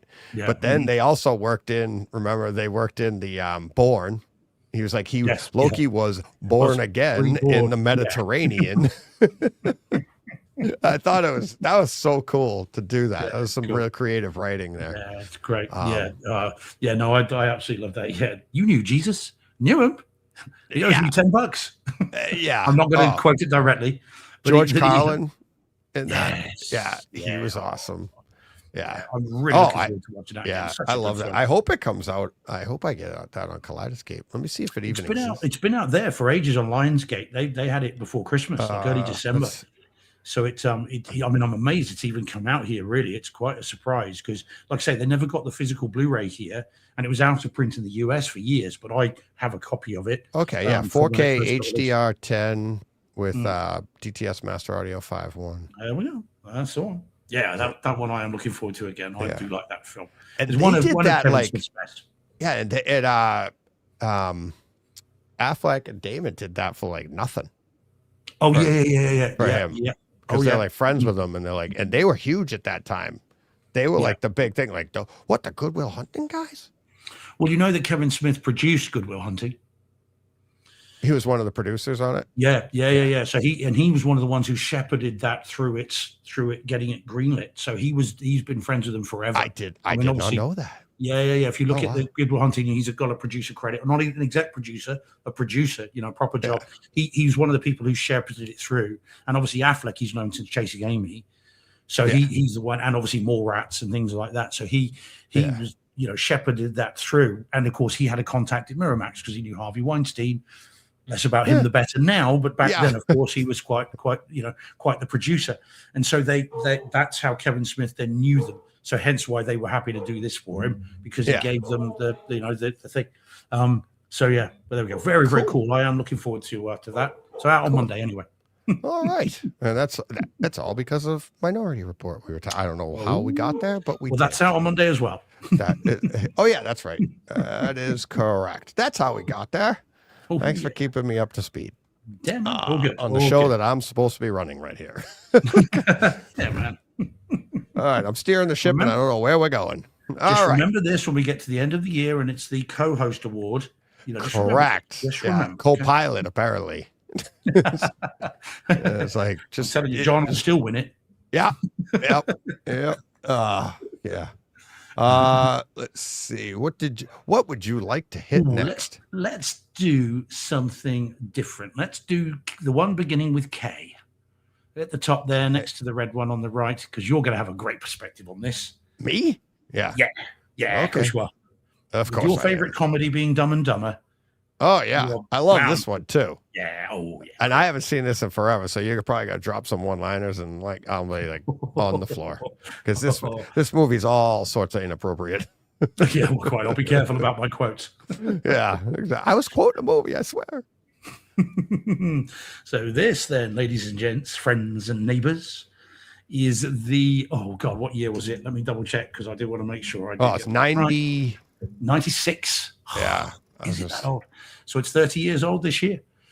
So this is the stone cold instant comedy classic. Oh God, Kingpin, which I haven't seen for ages, and I watched it to death back in the day, but I never got the Blu-ray. The Blu-ray was always kind of hard to get hold of and a bit weird, and so I never ever picked it up. So the last time I saw this would have been on DVD. And so when they released it, this is another US import. This was a Kino Lorber version in the US. When I saw this dropped, and I knew I was getting another load of discs as well, this had to go on there. And of course, directed by the Farrelly brothers, who of course did Shallow Hal, and they did Something About Mary, and they did, of course, Dumb and Dumber, and Me, Myself, and Irene, and various other local guys. What's happened to them? Well, exactly. And I don't know what's happened to them, though, Deej. Do you know? Are they doing TV? No. Are they retired? Because they just they were everywhere in the late 90s and early noughties, and then they've just kind of gone. So I don't know what's happened. I mean, I appreciate you probably can't make comedies like this these days, but I'm surprised that they seemingly have just dropped off the radar, and I don't know why, because they were ubiquitous at one point. Yeah. Anyway, so this film then, Kingpin, for those one or two people in the world that haven't seen it, firstly, remedy that immediately. Yeah. But secondly, so this is a story about Roy Munson, who is a promising bowler. It's a Munson, yeah, exactly. So he's a promising bowler in the 70s who suffers a nasty a bowling gambling accident, and he's played by Woody Harrelson, who then loses his hand. This is all in the trailer. This isn't new. And then fast forward a number of years later, where he is down on his luck and having to do all kinds of unpleasant things to pay the rent, and then who then finds himself then encountering Randy Quaid, who is an Amish bowler. Do you get the play on words there? Amish bowler? Arm-ish. He's missing part of his arm. He's armish. He's Except he's not the Amish one. The Amish one is Randy Quaid. Well, you could say they're both armish. Like he's armish. Like he's got a kind of an arm, and the other one is armish. So there you go. Yeah. So anyway, Woody Harrelson thinks he's found a prospect in our Amish bowler and sets about trying to persuade him to compete in a tournament, and then much hijinks follows. It is a riot. This is one of my favorite comedies, and it is bonkers. Now, it's worth pointing out, by the way, there is an extended director's cut version, or an unrated cut, and the theatrical. The 4K one, unfortunately, is only the theatrical version, but it's one of these Kino Lorber things. So you've got the Blu-ray as the unrated one, and then the 4K is the theatrical. But the theatrical one is still fantastic, and so I don't really hold that against them, although I like to have the choice. Yeah. Again, been ages since I've seen it, but I've seen it so many times that I know just about every line in this. And there are some fantastic ones. I mean, my favorite one is the Woody Harrelson getting up before dawn to go and milk the cow, and comes running down all looking pleased that he's milked the cow with his bucket. He's got a milk moustache, and he said, "It took me a while to get it going, but then pow, all at once." And they go, "We haven't got a cow, we've got a bull." And he goes, "I'm just going to go and brush my teeth." Which I think is one of the funniest gags in cinema history. That's As I said, the milk moustache just that's but the all at once. That's just so good. And whoever wrote that is inspired. And to this day, if somebody's seen it, you only have to say, "We don't have a cow, we've got a bull." Oh yeah, absolutely. We don't have a cow. Yeah. You just go from there. Oh man, so good. So anyway, very, very cool, very funny, and just laughing all the way through. And of course, you've got what's his face? Who's the guy who plays Ernie McCracken? Bill Murray. Bill Murray, yeah, who's great in it as well. Is this schlubby, absolute person you love to hate, and you've got to love the name Ernie McCracken. Which is also just fantastic. Loved it. Had a great time. It is oddly emotional as well. It's quite tender at times. The thing is, the reason that Munson is doing what he's doing is because he's trying to live up to his dad's expectations for him, and so there is some kind of emotion in it as well. It's great, and I loved it. So in terms of the home theater stuff, now let me just do a PSA for a minute. When you first put this on, when you boot this up, so it starts, funnily enough, with the credits, right? Surprise, surprise. Now, bearing in mind it's a movie from 96, when you put it on, and when I put it on it goes, hit play, and it looked like a DVD, right? It was soft, and it's like someone had just coated Vaseline all over the lens. And I'm thinking, oh my God, what the hell is happening here? And so the credits are running and it's soft. And I'm like, oh my goodness me. But I'm thinking, okay, optical credits, optical shots, fine, 96. So as soon as the credits stop, it's like someone has just taken a cloth, wiped the lens, and then it's fine from then on. And it's the optical credits. And obviously it just for some reason always seems to make the video look soft. So once the credits are out the way, no one panic when you start watching it. Don't do what I did. And then as soon as the credits end, it looks beautiful and it looks great. It's very colorful and it's very vibrant and, it looks great. The sound is only DTS HD Master Audio 5.1. You were never going to get Atmos with this. It's a comedy. But it's fine. I mean, there's lots of music in it. The needle drops sound good. It is nice and wide. But I'm struggling to think of any surround really that I can think of. Any stuff in the rear speakers at the back of the room. But it's not about the audio. It's not really even about the video; it's about the movie. But still, it's nice to have it in 4K. And this is one I'm very, very glad that I imported. And I would recommend it to anyone that likes this movie. Get it, it's great, and it's Kino Lorber, so there's probably no sign of it coming out over here anytime soon. So it's worth the import fees. And I thought it was great. Thoroughly enjoyed this film, and it is one of my favorite comedies of all time, if nothing else just for that bull moment. All of it's great, and it's very, very funny. Yeah, it's Kaleidoscape has it on just in HD for now. Okay. But even at that, it's worth it. It's like you said, it's about the movie, it's about the story, it's about the one-liners, the jokes, the setups, the everything. It's like even that it would have been it. Think of how funny that line would have been if they didn't do you don't have to do the payoff of we have a bull. You just say we don't have a cow and let that just, pardon the pun, hang there. And, or we have, we don't have a cow. And you're just like, And then how funny would that have been? And like everybody in the audience, like people going, oh my, I don't get it. Somebody leaning, I don't get it. Well, then he milked the bull. It's like that's the payoff is having to explain that to people. But just the under the breath. I'll just go and brush my teeth. Yeah, I'm just gonna go brush my teeth. Yeah. So good. Yeah. So good. So I had a great time with it, and I do recommend people to import it if because we're not going to get it here anytime soon. Yeah. So it's well worth picking up, and one of their best. Although I know Dumb and Dumber is their best for you, but this is one of my favorite ones. Yeah. And I really like Something About Mary, and Shallow Hal was quite fun. Yeah. But this is the best for me. Yeah, Something About Mary was amazing. And what's funny is a lot of these they had local celebrities. They always try to use them as extras because a lot of it was filmed around here. Yeah. Dumb and Dumber they started in Rhode Island. That's where the trip started in Dumb and Dumber. They started in Rhode Island. I literally just passed it the other day, the big blue beetle, the big blue bug for the whatever it was. They show that in Dumb and Dumber, and it's still there. I was driving by it the other day, and I was like, oh my God, the thing looks like it's made out of paper mache, but it had nothing to do with the movie. It's just a part of Rhode Island. It's iconic Rhode Island thing. Well, I remember from the commentary. I remember from the commentary in this, like when they get to the point where Munster goes to register for the big tournament at the end, there are two older ladies there. One is their mum, and the other is their aunt. And so that's both of them. And I remember them saying, and so even all this time later when I saw them, I remember them. Yeah. They put their family members in loads of them, as well as, like I say, local celebrities. So very, very cool. Such a good film.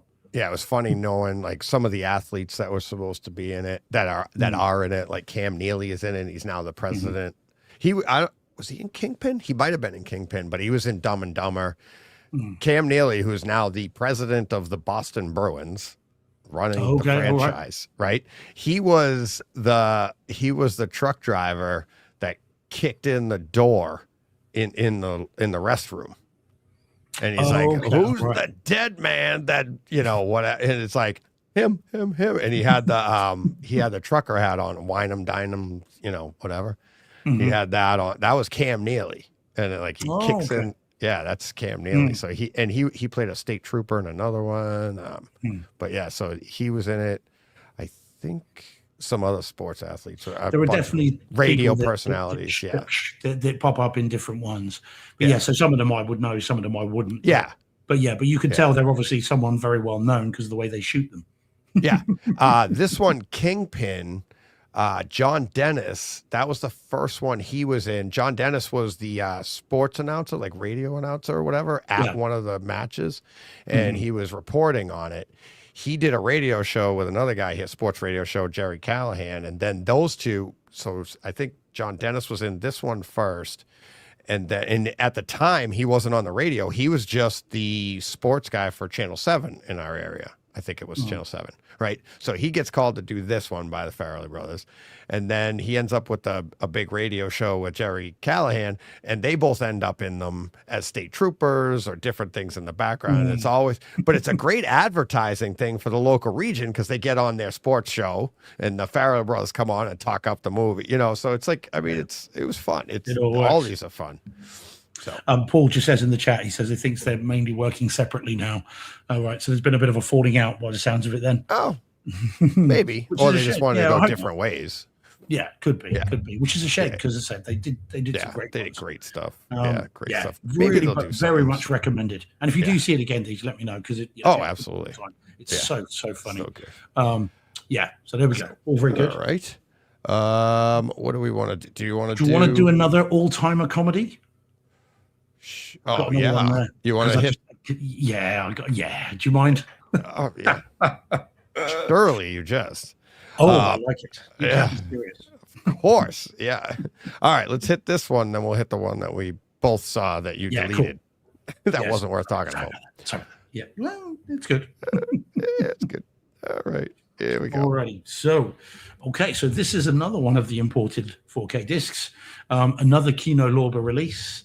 Now, the controversial for the wrong reasons, Airplane 2, the sequel. And it's controversial because, so obviously Zaz directed and produced the first one. So wrote, directed, and produced the Airplane. So that's Zucker, Abrams, and Zucker.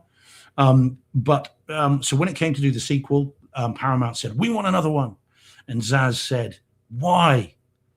They said, and they were like, do you know how much money we made on this? Yeah. And they're like, so? And they refused to do one. And so Paramount said, fine, we'll do it without you then. And they did.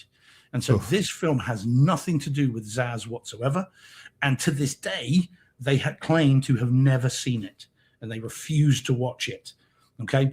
Which I understand, but is a huge shame because I love Airplane and I love this. This movie just talks to me like Airplane does. I love this film and I've seen it many, many times, not for quite a while, but many, many times. And it is awesome. Is it as good as Airplane? Probably not, but is it damn good? Oh yeah. Is it not as good because it's the second one? Like if you inverted them, which would you consider the better one? Oh man. Right? I love them both for their differences as much as their similarities. You know, they tried to up the tech, right? In the movie, it was a shuttle, it was space, it was they tried to do they try to up that, and I love the from like this just goes endlessly talking on the screen, but it wasn't a screen; it was just a window. He's on the other side of it. I mean, they got Shatner in this. I mean, how they convinced him to do this? I'm convinced they didn't tell him the title, and he just thinks he's a real thing. Yeah. Oh yeah. What do these lights do? They won't blink in sequence. Well, make them blink in sequence. Yeah. Thanks. Oh my God. It's so good. And I noticed so many jokes, despite the fact I've seen it so many times. There are jokes in this I hadn't seen before. There's a panning shot in the psychiatric ward where you've got a nurse and a patient in a bed doing a tug of war over a bedpan. And so the tracking shots like this as they're pulling, and the nurse is saying, I need to take it. And the patient's saying, no, I want to keep it. And above the bed, it says anal retentive. Oh, Jesus. Yeah. God. So stupid. I love it. I absolutely love it.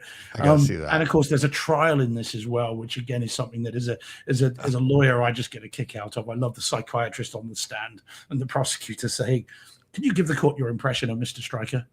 And he says, I don't do impressions. My training's in psychiatry. I just love how stupid it is. Oh, God. It's so good. Anyway, I get it. And I mean, the number of times I've quoted in court where someone says, so in your opinion, Ted Stryker could snap just like that. And he goes, like that? Yeah, that's it. That just like that. I love it. Oh, anyway. Right. I could go on about Airplane 2 all night. So, this is the one where, isn't it like, because they're trying to remember Stryker, and they kept saying like he's trying to remember, and the guy just whack strikes her. Oh God! I mean, it's so good. And this is the one with Danger Vacuum, where there's a sign Danger Vacuum, and he opens it up and it attacks him. It's so stupid. Oh, that's a good one though. That's like a good one, like because you're like Danger Vacuum and you understand, but like a Danger Vacuum, like it's like you didn't see that coming originally. Yeah, that's great. I mean, the jokes are endless in this and very, very good indeed. So I love it. And this version of it is by far the best it's ever looked and sounded.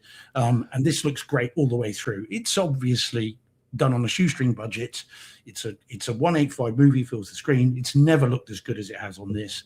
The audio is DTS HD Master Audio 5.1, but you don't need that because everything's very front. Well, it's all front center. I mean, there's not, so there's not Kaleidoscape has it 4K and HDR10, and it has the 4K version has PCM stereo.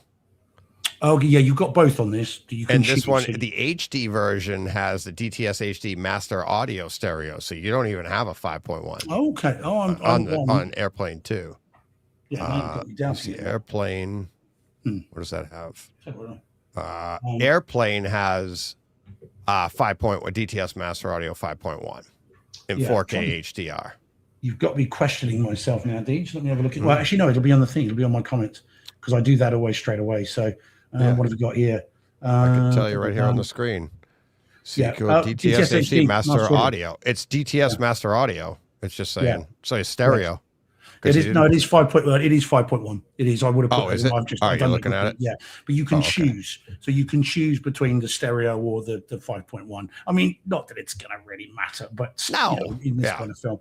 But it's just so good, and I'm so glad to have it in 4K and to have it in this kind of quality in the collection. It's great, and anyone out there that hasn't seen it, if you like Airplane, and just I get that people aren't happy because, again, it was made without the original creator's vision, but it's so funny.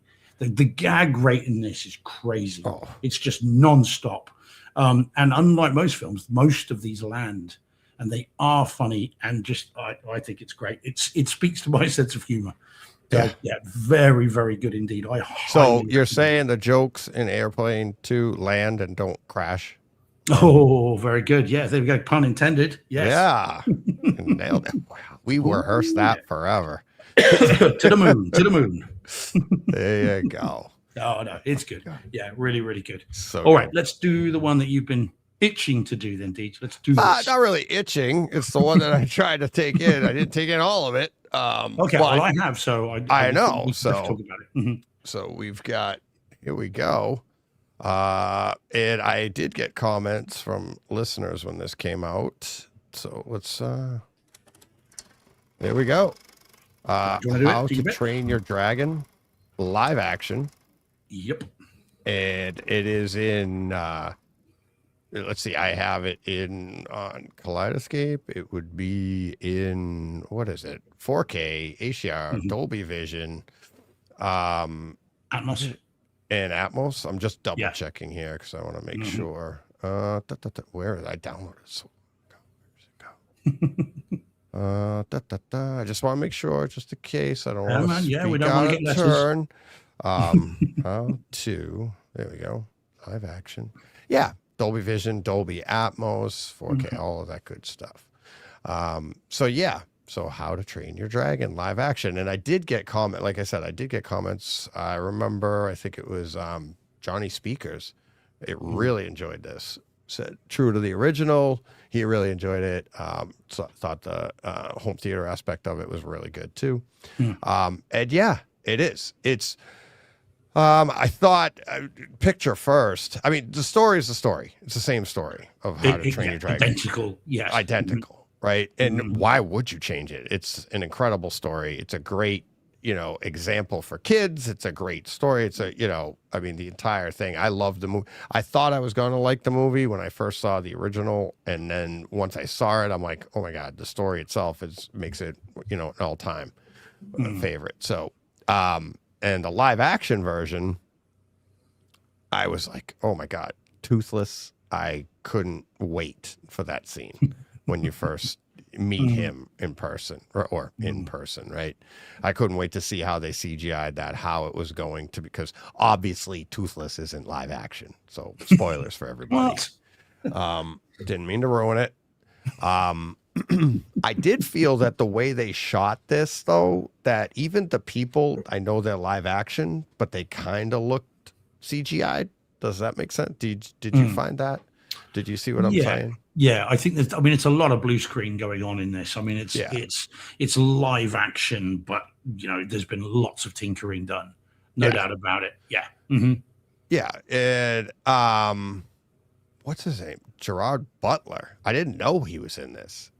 Yeah, well, he did the voice of the cartoon, of course. He's one of the ones, the very few of the animated. He was the voice in the cartoon, and then the animated one, and then then plays the character in this. So he's one of the very few that does both. Oh, okay. And he looked great. He look. I mean, he does look the part. Yeah, he definitely looks the part. Obviously, sounds it. but yeah, I thought the picture quality in this, the HDR. I mean, definitely for something that is so CGI, but is live action, I thought was incredible. Some of those obviously night scenes, the dark scenes looked amazing, and the detail that you can pull out in the darkness was gorgeous. But then you go into the the jungle scenes or the daylight scenes when he's interacting with Toothless, and you're just like, it is gorgeous. The brights are so well done. It's so vibrant. The greens, the underwater scenes when Toothless goes into the water or whatever. And I mean, it's really, really well done. It looks, I thought it looked gorgeous. Yeah. Mm-hmm. You? You're like, I'm getting nervous here. No, man, no. I stayed away from this in theaters because I had heard that it was almost a shot for shot remake of the animated one. And so part of me thought, well, what's really the point? Like, do I need to then see this if I've got, and I like the animated one. I don't love it. I've got all three in 4K of the animated ones. Yeah, me too. And I do like it, but I wouldn't say I love it. I enjoy them when they're on, and I do watch them, but I don't love them. They're not. There are better animated movies for me out there. So when I heard they were doing the live action one, I'm thinking, well, what's the point? And I'm aware of people at Empire that I know well who are big fans of the animated ones who were disappointed with this because it's just the same movie, just live action. So again, what's the point? So I did stay away from it, and I waited. Even when it came out in 4K disc, I didn't go near it. Jordan will confirm that because he and I had some DMs about it ages ago. So it was weeks and weeks and weeks later, and I was in London. And again, this is where I had the issue with the Kung Fu Panda. And then I thought, you know what, I'll get that because let's see what it's like. So I got that and watched it. And I feel the same way about this that I did about the animated ones. I really enjoyed it, but I didn't love it. There are bits of it I really like. The flying sequences look amazing and are really good. And there are, and again, the relationship between the two of them is very cool. The guy playing Hiccup, bear in mind, it's quite hard to do the kind of voice of the acting of the guy that does the voice of the animator, and I can't think of his name. It's escaped me. The Canadian kid, I can never think of his name. He was so I thought he did a really good job of kind of building that relationship. It looked good. Mason Thames, is that who you're talking about? No. Well, he was the guy in this, but in terms of who's the guy that does the voice of the of Hiccup in the animated ones? It's Canadian. Jay Superbad and Jay Baruchel. That's it. I just grabbed it. Oh, well, then, there we go. So I would remember that. I'm like, oh yeah, Jay Baruchel. I mean, Baruchel. Of course, I'm reading it. He was huge at one point, and I just completely forgot. So I think the new guy does a good job of building that relationship, and sells it well, and it's good. But again, I didn't love it, and I don't. And this is one of the reasons, again, Deej, why I deleted it earlier, because I'm thinking, do I need to talk about that when I've got so much else? Again, that's the same thing. It's like, didn't like it, didn't love it. Yeah. But I agree 100% in terms of its presentation. So the video is very nice indeed. That all the different dragons look great. I mean, I know you mentioned the dark stuff, which does look very good, but I loved all the stuff in the arena as well. The training, the fire and all that kind of stuff looks threatening. But even when they pull them out of the caves that they're in, right, the cells or what, if you will. I mean, it's bright in the arena in the training area, and then. But then when they put them away, the detail, the depth you can get looking into those caves, I thought was really well done too. Yeah. As well as the overhead, those cages, it's all caged in. Yes. And the panning shots gave you that effect, like you felt like you were in there. And I thought it was, and it wasn't like a 185, You know, you're still looking at a scope screen, but the way they move the camera around, following the action, you could still see, you know, they'd pan around and you'd see the overhead stuff and the dragons flying around in those, like, oh, look out. And you're looking at a character, but you can hear the dragon moving on the other side of the room. Well, it's interesting you mentioned that. Does the Kaleidoscape version have the VAR? Because the Blu-ray does. I mean, the 4K disc does, as Jordan says in the chat. And I'm glad he reminded me. It does. You've got variable aspect ratios during the movie. I don't believe so. Oh, it happens very organically. So it kind of, again, it moves up and then down and then up. Oh, wow. You know, cut through it. So all the flying scenes. How cool would that be if it did? And I'm like, hey, and I'm making note of it, and I'm not even realizing. So how cool would that be? Yeah. So all the stuff in the arena is 185 and sort of like done like that. The flying sequences are the initial kind of meeting, for what I remember, is and the opening as well. The attack on the villages. Scope. It's just scope on Kaleidoscape 240. Okay. Yep. Yeah, so might be worth looking at the disc at some point each. Yeah, it does it organically. You know, it's not just kind of cut to one and then back again. You know, the borders move slowly and then move back down, and that does add to it definitely. And of course, so it's worth looking at that when it's a bit cheaper. Don't rush out and get it, but when it drops to your 3 for $50 type thing, it'll be worth picking up for that. Yeah. So yeah, it was good, very enjoyable. A lot of fun, but I'm not one that's going to go back and watch it again on my own. The only way I'd see this again now is with someone more age appropriate that wants to see it. But yeah, it's perfectly fun. I love the message of it. I love the idea. Yes. That's why it plays really well to me. The message of it is really good, and I thought it was a creative way to do it, where you don't, it's fun to have that kind of even just the animated one, and it's like where you sneak these messages into kids, and it's so well done. The names, Toothless and Hiccup, it's like the meanings. I could do a takeover. This is another one. I could do a takeover Tuesday with, somebody want to talk about it. I'd be like, all right, let's go. And this is what this means and stuff. So, but yeah, it was so good. And again, like the CGI of Toothless and stuff, I thought looked great. The eyes, the green, the everything. It was so well done. I didn't think the audio was crazy good. I thought it was good. I thought it was good, but I didn't find the bass to be like boomy. I didn't find it. I mean, it had some, it had some full room use, but it wasn't like crazy audio. And the opening scene is a good battle scene at night. So you have bright fire, you have dark scenes, but it's more about the imagery than it really was about the room itself. Yeah, so. I think that the audio has been throttled back a bit for the kids. I think this is supposed to not be. I might be wrong, but that's how I read this, because things like the Wild Robot, a Universal movie, DreamWorks movie, sounded awesome. So they are certainly capable of it. I think this has been throttled back for young kids. They don't want your cinema room going bananas. Got young children. It's like they make it sound like the problem I have with that, and I don't know if it makes sense, is I might be wrong, but we all have volume. It's not like our systems are set and they're they're protecting us. It's like we could always go past the volume if we want to hurt our kids. It's like you know what I mean? Like you're making not you, but people with this theory make it seem like we're doing this to hurt our kids. It's like, what we're going to do? We're going to downplay it. So when they turn it up, they'll have to turn it up more to really hurt them. So we know they're deliberately hurting them. No, that's not how it works. It's like, so I don't really subscribe to that theory. Well, quite. And I might be wrong, but that's how I read it, because there was no real reason for it to be, because, other movies of last year, Universal films, really rocked the house. And it's interesting that this will just be one where it didn't. Yeah. So that's just my supposition. Yeah, I don't know that. I don't know. It's not a bad theory. I just have reasons to not subscribe to that theory. Because it's like that's like saying the reasons they don't make cars do 200 miles an hour is so that we don't do that. It's like, no, it's like because we can't protect ourselves. It's like, no, they actually do make cars that do that, but that's a special car.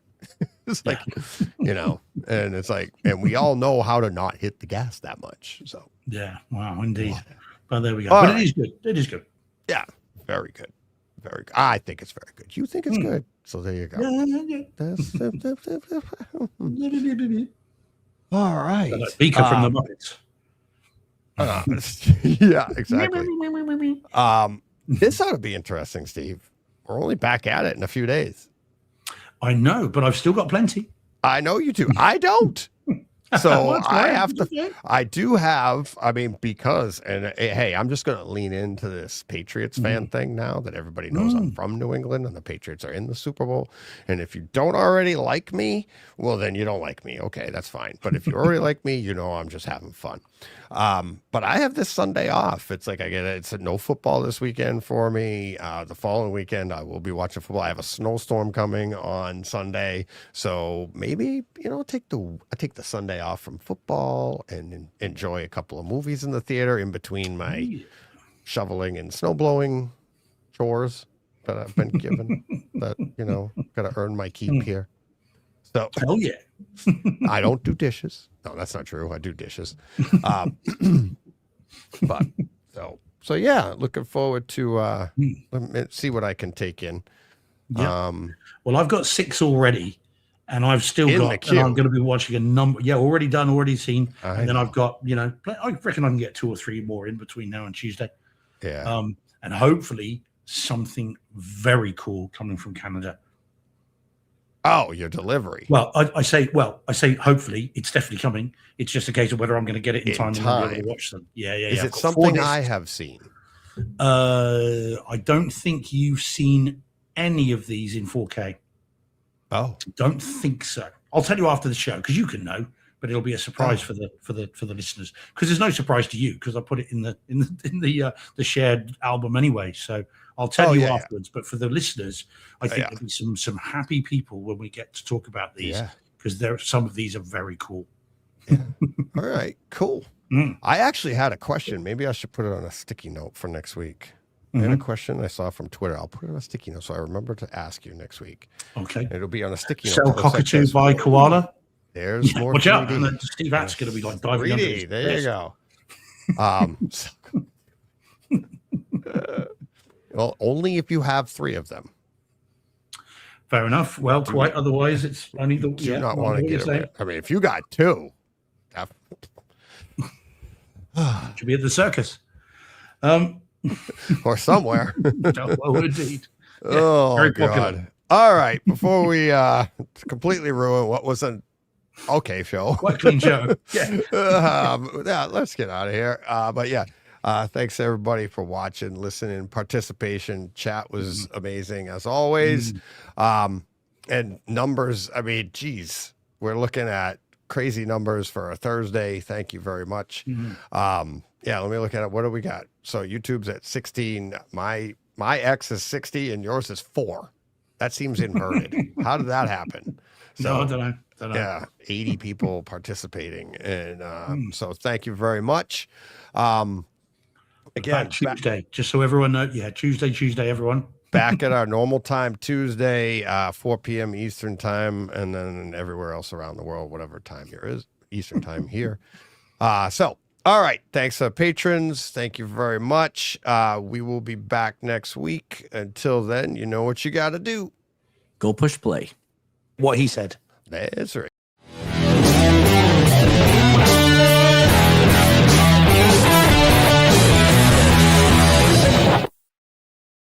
Hey, Fred. This has been a Hey Fred production with theme music by Jeff Bernhardt and Throne Vault Productions.